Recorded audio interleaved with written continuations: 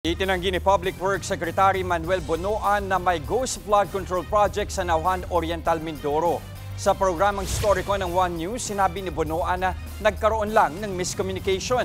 Aniya, mali ang lokasyong binanggit ng barangay captain kung nasaan ang nasabing proyekto.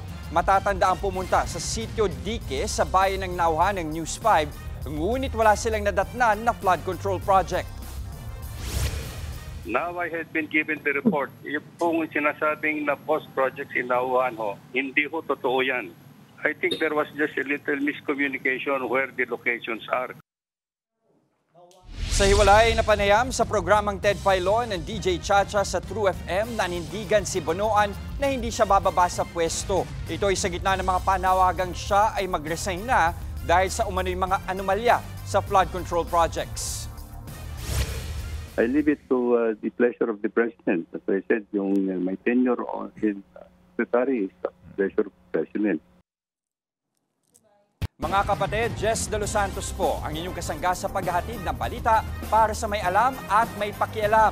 Para sa tuloy-tuloy na makabuluhang balitaan, mag-follow at mag-subscribe na sa social media pages ng News 5.